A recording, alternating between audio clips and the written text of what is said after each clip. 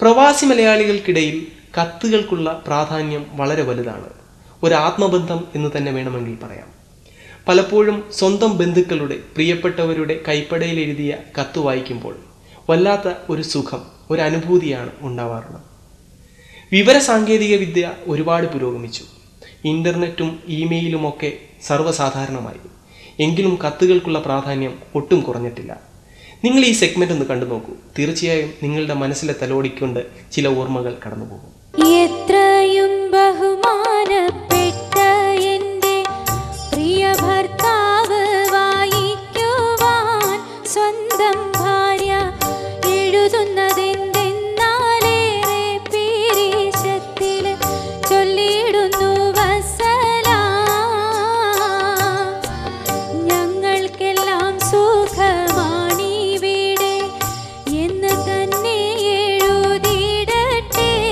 മറുനാട്ടിൽ നിങ്ങൾക്കും അതിലേറെ ക്ഷേമമാണെന്ന് കരുതി സന്തോഷിക്കട്ടെ.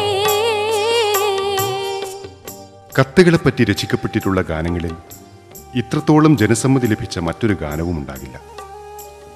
പ്രവാസ ജീവിതത്തിന്റെ തിരക്കിനിടയിൽ ഗൾഫ് മലയാളികൾക്ക് കൈവിട്ടുപോകുന്ന അസുലഭ ജീവിത മുഹൂർത്തങ്ങൾ മാപ്പിളപ്പാട്ടിന്റെ ഇശലുകളിലൂടെ രചിക്കപ്പെട്ടപ്പോൾ ഈ ഗാനം ഗൾഫ് മലയാളികളും കത്തുകളും തമ്മിലുള്ള തീവ്രമായ ആത്മബന്ധത്തിന്റെ കഥ പറയുന്ന ഒന്നായി മാറി. ക്കാൻ കാര്യങ്ങൾ നൂറുണ്ട്, എഴുതുകയല്ലാതെ വേറെന്തു വഴിയുണ്ട്.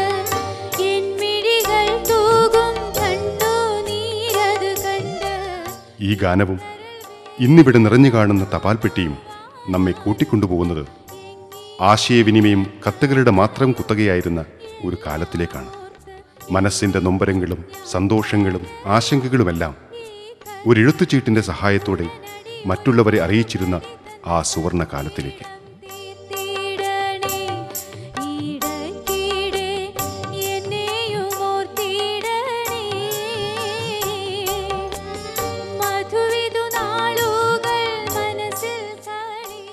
ആധുനിക വിവരസാങ്കേതിക വിദ്യകൾ ഒന്നിനു പുറകെ ഒന്നായി ചുവടുറപ്പിക്കാൻ തുടങ്ങുമ്പോഴും നാം മനസ്സിലാക്കുന്നു, കത്തുകളും ഗൾഫ് മലയാളികളും തമ്മിലുള്ള ആത്മബന്ധത്തിന് യാതൊരു മങ്ങലും ഏറ്റിട്ടില്ല എന്ന്.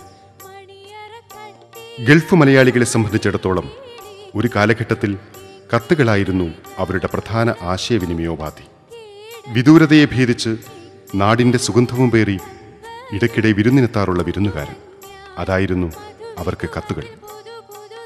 കത്തുകളിലൂടെ അവർ തങ്ങളുടെ മനസ്സിൻ്റെ വാതായനങ്ങൾ തുറന്നു. വീട്ടുകാര്യങ്ങളും നാട്ടുവിശേഷങ്ങളും വിരഹദുഃഖവുമെല്ലാം കത്തുകളിലൂടെ അവർ ജന്മനാടുമായി പരസ്പരം കൈമാറിയപ്പോൾ അവരുടെ പ്രധാന ഇടനിലക്കാരനായി കത്തുകൾ മാറി. അവർക്കിടയിലുള്ള സ്നേഹസാന്ത്വനങ്ങൾക്കും കുടുംബ വഴക്കുകളുടെ തീർപ്പുകൾക്കും ഒരുപാട് കത്തുകൾ സാക്ഷിയായി. കത്തുകളിലൂടെ നാട്ടിലുള്ള പുതിയ വീടിൻ്റെ പണി തീർത്തവരും അനുജത്തിമാരുടെ കല്യാണം നടത്തിക്കൊടുത്തവരും, എന്തിന് ഉറ്റവരെയും ഉടയവരെയും അവസാനമായൊരു നോക്ക് കണ്ടവരും ഇന്ന് ദോഹയിലെ മലയാളികൾക്കിടയിൽ നമുക്ക് കാണാം. ഇൻ്റർനെറ്റ് വഴിയും മൊബൈൽ വഴിയും അത്തരത്തിലുള്ള പുതിയ സാങ്കേതിക വിദ്യകൾ വഴി ഒരുപാട് സൗകര്യങ്ങൾ ഇന്ന് നമുക്ക് ലഭ്യമാണെങ്കിലും പണ്ട് 2-3 ദിവസം കാത്തിരുന്ന് നമുക്ക് കിട്ടിയിരുന്ന ആ കത്തുകൾ വായിക്കുമ്പോഴുള്ള സുഖം നമുക്കിപ്പോൾ കിട്ടുന്നില്ല എന്നുള്ളത് ഒരു സത്യമാണ്. നാട്ടിൽ നിന്ന് വരുന്ന കത്തുകൾ, നമ്മുടെ സ്വന്തക്കാരുടെ കത്തുകൾ 3-4 ആവർത്തി വായിച്ച് നമ്മുടെ ഇവിടുത്തെ മാനസികമായിട്ടുള്ള വിഷമങ്ങൾ ഒരു പരിധിവരെ തീർക്കുന്ന ഒരുപാട് സുഹൃത്തുക്കൾ ഇന്നും നമ്മുടെ ഇടയിൽ ജീവിക്കുന്നുണ്ട്. ഇന്നും കത്ത് ഇടപാടുകൾ വളരെ കൃത്യമായി നല്ല രീതിയിൽ നടത്തുന്ന സുഹൃത്തുക്കൾ വളരെയധികം ഉണ്ട് എന്നുള്ളത് ഒരു സത്യമാണ്. ഒരുപക്ഷെ എല്ലാ കത്തുകളും അവർ സ്വീകരിച്ചിരുന്നത് അല്പമെങ്കിലും ആശങ്കയോടെ ആയിരുന്നിരിക്കണം. മറുകരയിൽ ഇരുന്ന് ജീവിത സ്വപ്നങ്ങൾ ഒന്നൊന്നായി കെട്ടിപ്പടുക്കുവാൻ ശ്രമിക്കുന്നതിനിടയിൽ നാട്ടിൽ നിന്നും തന്നെ തേടിയെത്തുന്ന വാർത്ത തനിക്ക് സമ്മാനിക്കാൻ പോകുന്നത് സന്തോഷമോ സന്താപമോ? സത്യത്തിൽ സ്വന്തം നാടിൻ്റെയും ഉറ്റവരുടെയും ഛായാചിത്രമാണ് കത്തുകളിലൂടെ അവർ സ്വന്തം മനസ്സിൽ കോറിയിട്ടത്. കാലം മാറുമ്പോൾ കോലം മാറണമെന്ന് പണ്ട് പഴമക്കാർ പറഞ്ഞിട്ടുള്ളതുപോലെ ആധുനിക വിവരസാങ്കേതിക വിദ്യകളായ ഇൻ്റർനെറ്റും മൊബൈലും ടെലിഫോണുമെല്ലാം ഇന്ന് കത്തുകളെ പിന്തള്ളി നിമിഷനേരം കൊണ്ട് വിവരങ്ങൾ പരസ്പരം അറിയിക്കാനുള്ളതുകൊണ്ടാണ് ചാറ്റിങ്ങും മൊബൈൽ മെസ്സേജിങ്ങുമെല്ലാം ദോഹയിലെ മലയാളികൾക്കിടയിൽ ഇത്രയേറെ ഇടം പിടിച്ചത്. എന്നാൽ ഒരുപാട് നാളത്തെ കാത്തിരിപ്പിനെ ഭേദിച്ച് തങ്ങൾക്ക് ലഭിച്ചിരുന്ന കത്തുകൾ വായിക്കുമ്പോഴുള്ള ആനന്ദാനുഭൂതിക്ക് പകരം വയ്ക്കാൻ ഒരു പുത്തൻ ഉപാധിക്കുമാവില്ലെന്ന് അവർ സാക്ഷ്യപ്പെടുത്തുന്നു. കമ്പ്യൂട്ടറോ ഇമെയിലോ മൊബൈലോ പോലെയല്ല അത്. ചങ്ങാതിമാരുടെയും കുടുംബക്കാരുടെയും കത്ത് വായിക്കുമ്പോൾ അതിന് വേറെ തന്നെ ഒരു അനുഭൂതിയാണ്. ഞങ്ങളുടെ കാര്യങ്ങൾ അറിയാനും സങ്കടങ്ങൾ പങ്കിടുവാനും സന്തോഷങ്ങൾ പങ്കുവെക്കുവാനും എന്നും കത്ത് ഉപകരിക്കും.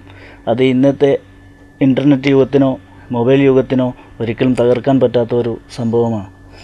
ഇത് തന്നെയാണ്, ഈ കത്താണ് ഞങ്ങളുടെ ഏറ്റവും വലിയ മുതൽ.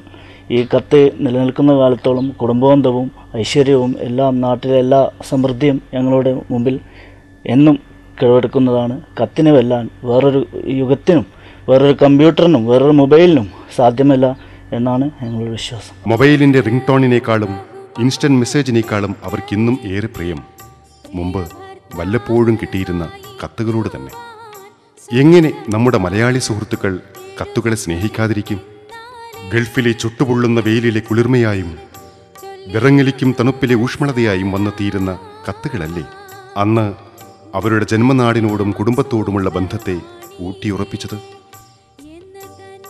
ആധുനിക വിവരസാങ്കേതിക വിദ്യകളിലൂടെ ആശയവിനിമയം പുത്തൻ ഉപാധികൾ തേടുമ്പോഴും നമ്മൾ അറിയുന്നു കത്തുകളുടെ പ്രഭാവം നിലച്ചിട്ടില്ല എന്ന്. അതുകൊണ്ട് തന്നെയാണ് ഇൻ്റർനെറ്റിനേക്കാളും മൊബൈൽ ഫോണിനേക്കാളും കത്തുകളോടുള്ള പ്രണയം ഇന്നും മനസ്സിൽ മായാതെ സൂക്ഷിക്കുന്നതും.